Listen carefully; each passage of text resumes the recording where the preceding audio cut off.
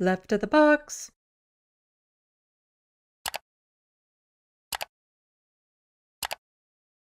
Today in Canadian news.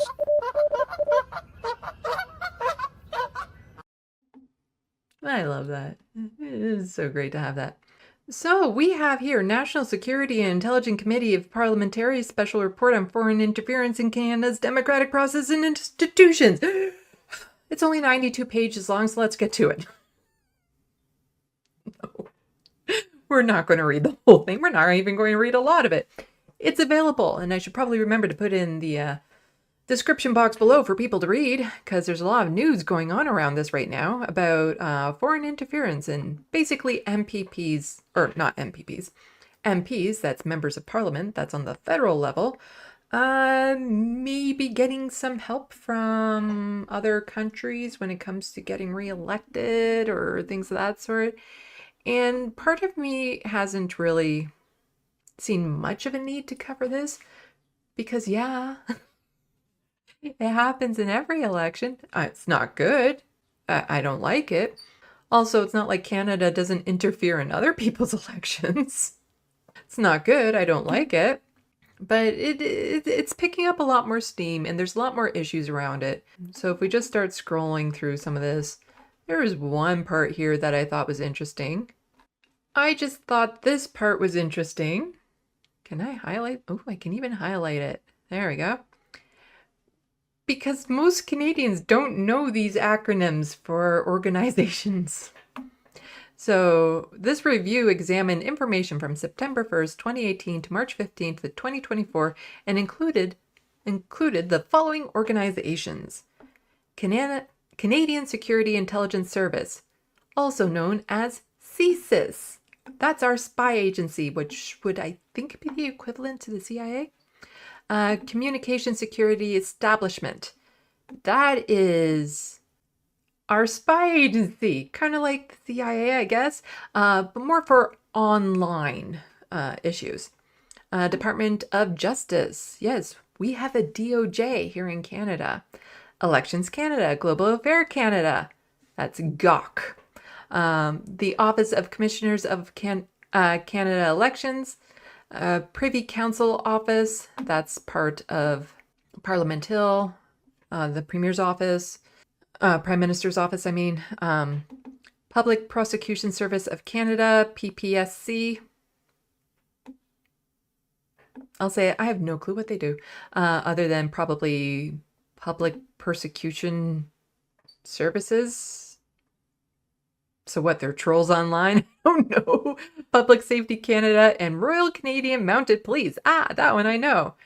The R, surprisingly, not standing for racist. The RCMP would be similar to what I believe the FBI would be in the States. So this review does not examine the impact of foreign interference on democratic principles writ large. This concept was covered in the committee's previous report, which concluded that the consequences of foreign interference in democratic processes and institutions were clear. It undermines the democratic rights and fundamental freedoms of Canadians, the fairness and openness of Canada's public institutions, the ability Canadians make to make informed decisions and participate in civil discourse, the integrity and credibility of Canada's parliamentary process, and public trust in the policy decisions made by the government. The committee deliberated at length about this distinction, but ultimately decided that given its previous work, the ongoing efforts by other parliamentary committees to study foreign interference, its value lay in more focused review of democratic processes, institutions, drawing on a highly classified materials. Yes, this is intriguing reading. Yeah, just makes you want to dive right in. Okay, let's see if there's a good part to kind of scooch down. Let's see. Foreign interference is not gray zone, plus this is a foreign interference knob. So I guess it's just the different levels. Overt engagement entities in Canada. Canadian entities openly advocating support for a foreign state. Use of foreign state media outlets in Canada spread propaganda. Aggressive lobbying, lawful advocacy, or dissent. So that is not foreign interference. The gray zone and deception, so potential, but not really, but shouldn't be allowed. Engaging with third-party group person in Canada to monitor entities of concern, dissidents. We've had issues with that. Foreign state coordination with private or non-state entities, companies to pressure policymakers.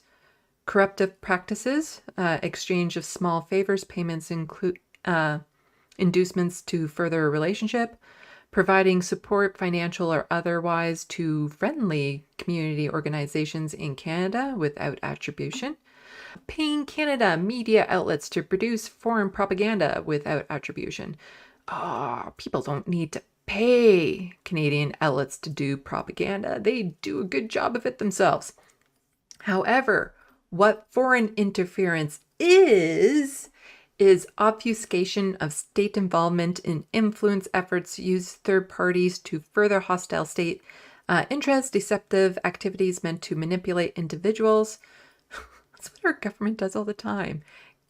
It's our politicians are allowed to lie to the public. That's the thing. They are allowed to blatantly, openly lie in their ads to the public when they're talking. So why is it wrong for a foreign entity to do that? But it's completely fine for our own government to do that to us, to use deceptive activities meant to manipulate individuals, which is what our government does all the time. Clandestinely or deceptively using entities, example, person, group, company in Canada, to perform duties normally assigned to officials of a foreign state. Stifling open discussion of contentious issues via threats and or coercion. Again, Glasshouse. Funding and or supporting electoral candidates or political parties via proxies seeking to control or unduly influence diaspora communities and groups, disinformation campaigns, both online and offline. We have a lot of those locally made. I'm going to scooch down to the bottom because normally they just have like a conclusion that sums up everything. Oh, this actually tells me what all these different organizations are about. So it's good to go here if you just want to learn what those means. Finally, parliamentarians have a role to play. They must recognize that as lawmakers, they may be targets of foreign interference because of the positions they occupy and the decisions they take. The committee calls on parliamentarians to carefully consider all ethical and legal ramifications of their engagement with foreign officials or their proxies and act to reduce their own vulnerabilities. Foreign interference is not politics as usual. Parliamentarians must be part of the solution, and these are the findings. Significant differences persist on how ministers, department, and agencies interpret the gravity, blah, blah, blah. Again, if people want to read this in detail, by all means. But we also have just, the Coles notes from CBC. A report claims certain parliamentarians colluded with foreign states. Could they be charged? Some parliamentarians were accused this week of conspiring with foreign governments, but the exact number of their identities remain a mystery to the public and to many of their colleagues. The National Security this is NSICOP, I guess. So that's the National Security and Intelligence Committee of Parliamentarians, a group of MPs and senators who hold top secret security clearances and are permanently bound to security under the Security of Information Act, released a heavily redacted report on foreign political interference. In it, NSICOP alleged that some MPs and senators are wittingly helping foreign governments like China and India meddle in Canadian politics. Now, here's the thing. In one of these articles, it said some of them are helping wittingly and unwittingly, which may be part of, we'll get to it in a moment. The allegation sparked outrage and expressions of distrust on Parliament Hill, and the Conservatives called on the Liberal government to reveal the identities of the parliamentarians under suspicion. So that is when a lot of this colluding was probably happening with Liberal MPs. Because when one side doesn't want the information out, but the other side does, you usually know where the balance is there. Now, here's the thing. And part of the reason why they might not be releasing the names yet, giving them a huge, what's the term? When you're being very generous with the information, I guess. Under suspicion. So not all of the people investigated were proved to be wittingly helping undermine our democracy. Still not good, but intent does matter in a lot of this. And to suddenly start throwing everyone under the bus as opposed to fixing the reasons why this was happening in the first place, not good. And under suspicion doesn't mean guilty. And so if you start releasing the names of people who haven't proven to be guilty, you can start running into problems. Like if anyone has been proven to wittingly be helping foreign governments, yeah, name them. Name them. Yeah, so Public Safety Minister Dominic LeBlanc has been refusing to do so, saying it would be inappropriate to release the names and citing his obligations under the Security of Information Act. Hands are tied. What are the allegations? Okay, let's get to that. The report says that the committee members have reviewed the intelligence indicating that certain parliamentarians are or have been semi-wittingly or wittingly participants in the efforts of foreign states to interfere in Canadian politics. The report says those parliamentarians' alleged actions include communicating frequently with foreign missions before or during political campaigns to obtain support from community groups or businesses which diplomatic missions promise to quietly mobilize in a candidate's favor. Accepting... it's bad when a nation does this, but totally fine when a corporation does this. Pretty much, Like, oh no, China or India might be doing this, but if it's a corporation that they're talking with behind the scenes to kind of get them mobilized to help get them into office, that is completely fine. You just have to be a little bit more global, a little bit more international, I guess. And if you're a corporation with lots and lots of money, then it's okay to interfere with our politics. But if it's China or India, tisk, tisk, tisk, not like we've never done anything to other countries ourselves. That's the thing. Other countries shouldn't be interfering with other countries. Accepting knowingly or through willful blindness funds or benefits from foreign missions or their proxies which have been layered or otherwise disguised to conceal their source. Again, somehow it's wrong when nations does that, but it's totally fine when corporations do that.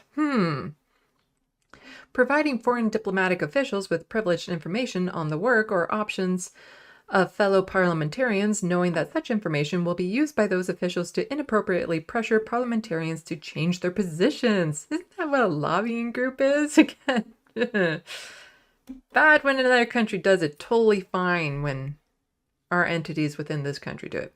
Responding to requests or direction from foreign officials to improperly influence parliamentary colleagues or parliamentary businesses to the advantage of a foreign state, or maybe the advantage of a corporation. Like if you switch this out from foreign state to corporation, nothing would be wrong. There would not be a problem here. Providing information learned in confidence from the government to known intelligence officer of a foreign state. But here's the thing. Is the alleged behavior illegal?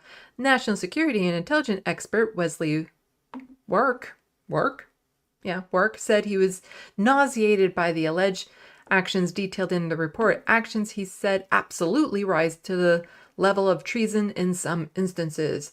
The treason offenses in the criminal code, which have been around for a long time, involve, for example, unlawful communication of information to a foreign state in peacetime. You have a piece of the criminal code that is there on the shelf ready to use, but while the NSICOP report itself says some of the activities detailed may be illegal, it also argues criminal charges are unlikely owing to Canada's failure to address the long-standing issue of protecting classified information and methods in judicial process. What? In other words, Canada's security services struggle to turn intelligence into evidence. So we got this information, but we can't tell you how we got it. We can't show you our work. Huh. That could be a problem. It's basically like saying, yeah, this guy over here murdered that person. I know this, but I'm not allowed to tell you how he did it or what he used to do it with. But he's totally a murderer. But, due to legal reasons, I can't tell you how I got that information. Huh. That's pretty much what it is. I gotta love these systems we have here in this country that just makes prosecution of bad people really difficult to do sometimes, but prosecution of not bad people really easy. It's a huge issue, said Michel Tessier, who served as a Deputy Director of Operations at the Canadian Security CSIS from 2018 to 2023. Other countries are able to allow the protection of intelligence to allow, for example, a judge to see that intelligence and be able to question it and make that decisions based on classified intelligence. In Canada, the criminal justice system, it's really full disclosure. The system is very cumbersome. There is a lot of intelligence that cannot be shared, and frankly, in my opinion, it's one of the most important things that should be looked at, the ability to use that information in the court of law while protecting national security interests. And then just getting into should they be unmasked, but there's something interesting down near the bottom. So of course, yes, the conservatives are saying unmask them, because, this would be great for us right before an election, even though I'm fairly certain they're just as bad in other areas. Like, that's the thing for me. It's hard for me to get mad at the liberals for potentially doing this when the conservatives would if they were given the chance, and probably have, and they just haven't been discovered. Yeah, that's just reminded me of the thing where it's like, the liberals are guilty of the things conservatives hide better. So the conservatives tend to do all these things. They're just better at covering their tracks. But there's this interesting thing down here. The government is offering to brief opposition party leaders who obtain the necessary security clearance on the classified intelligence. That's an interesting way of saying it. So the government will brief opposition party leaders. So that would be like Jagmeet Singh, Pierre Poilievre, Elizabeth May from the co-leader of the Green Party, but opposition party leaders who obtained the necessary security clearance on the classified intelligence. Do you know who doesn't have that? Pierre Poilievre. He's refused to get it. Why? No, like seriously, why?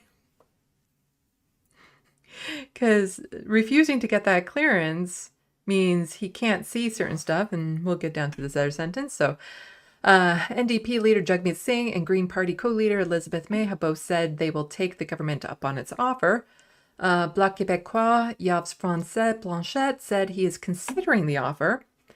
Conservative leader Pierre Poilievre has to date refused classified briefings on foreign intelligence, claiming it would restrict his ability to speak publicly on the issue. No, you could still speak on stuff, you just wouldn't be allowed to release classified information. But he's just saying, yeah, the reason why I'm not getting security clearance is so that I can bullshit people more openly. I don't want my ability, my freedom of speech to be hampered by, protecting sensitive information. I just want to be able to tell the public whatever. But yeah, he's refusing to get his security clearance. This is from a year ago. Now, Mr. Poilievre is choosing to be consistent in his being consistently wrong, in that he still doesn't think parliamentarians of all different parties should get the security clearances necessary to dig into what our intelligence services and agencies are doing. But we know it is reassuring for Canadians to know that it's not just the government and one particular party that's in power making sure that our intelligence agencies are both doing everything necessary to protect Canadians and abiding by the laws and the rules and the values that are so important to Canadians, but that it's parliamentarians from all different parties. Now, why Mr. Poilievre continues to be against transparency and why he continues to say, and this is really important, that the work that Mr. Johnston's doing is not serious and is not correct, when he refuses so far to actually see the information and the intelligence that underpins the conclusions of Mr. Johnston. Yeah, so that's interesting too. Like just the thought of Pierre wants to be free to talk about things, to tell the public things, but have full deniability because he doesn't actually know the information because he doesn't have the clearance to see it. So he just wants to be able to say the conclusions he wants to say regardless of what the facts say. It's pretty much what it is. Because if he saw the facts, then he has no plausible deniability. He has to say, well, the facts say this, or he can't say anything. But without seeing those, he's free to lie as much as he wants. Now, everyone here will understand that when it comes to matters of national security, when it comes to spies and foreign intelligence, we cannot share publicly a lot of the very sensitive and secret work they do to keep Canadians safe every day. But we have offered to the leaders of all the parties in the House the capacity to get the security clearances necessary so that they can look at that raw intelligence themselves and see that the conclusions that Mr. Johnston drew are the right ones. And Pierre Poilievre is choosing to sit behind a veil of ignorance instead. He doesn't want the facts to get in the way of a good political argument or a personal attack. I think Canadians have to ask themselves the question, is that a serious leader? Is that a serious way to handle something as important as foreign countries trying to mess with our democracy, with our businesses, with our diaspora communities? It's like, oops. That's kind of happening. And also protecting our waters right there. Come on. He's so bad at that. Yeah, so that's what I wanted to get. Like, this is like a pretty big, important story that people should be paying attention to. Just the way that our government can be manipulated, how our leaders are using it to be manipulated, all that sort of stuff. But I understand why people don't get into the weeds of it because there are so many levels and there's so much that Canadians don't have pre-existing knowledge of that makes learning about this so much more difficult. Like the names and the acronyms of all those organizations, how we actually run this country, the rule of the law, the fact that Pierre Poilievre doesn't have a certain security clearance and what that could implicate and mean and why the other ones have it and what kind of information does that give them access to. Like you need to know a lot of this in order to just kind of understand what's going on. And so you need people who are like specialized in breaking this down, have, you know, the time to research and study it. Like part of the reason why I wanted to do this channel is because I felt it was important to get the information out there to people who weren't, you know, necessarily in the know from the perspective of somebody who wasn't necessarily in the know. Because I see it on the same level as the vast majority of Canadians. Even then, I do actually know more about politics because of what I do. But you need to have a crossover. You need to have, there are a couple journalists who are very good at breaking this down, but they're not in the mainstream. You don't see them that often. Because I saw another story about a protest that happened up in Toronto about healthcare. And then somebody saying, well, why wasn't this in the news? But the people who tweeted out that protest said, actually, it wasn't this, this, and this, and this. And the thing about Canadian news is that a lot of this stuff is covered, but you have to know that it exists in the first place and look for it. How this information actually gets disseminated out to Canadians is really difficult. because we don't have as many shows, right wing or left wing, or centrist, that is really reaching the population today. Something outside of just these news channels. And because of that, we have so many Canadians that just don't know what's happening. So many Canadians that understand the American system better than the Canadian system, because it's part of their media, it's part of their movies, it's part of their entertainment. And we don't have that here. And so to try to understand a lot of these scandals, you have to put a lot of effort into it. And who has the time for that these days? Like the average Canadian who's holding down a job, 2 jobs, trying to make ends meet. Who has the time to just sit down and do the research into all of these different scandals? How do you even know where to start? How do you know which information is accurate?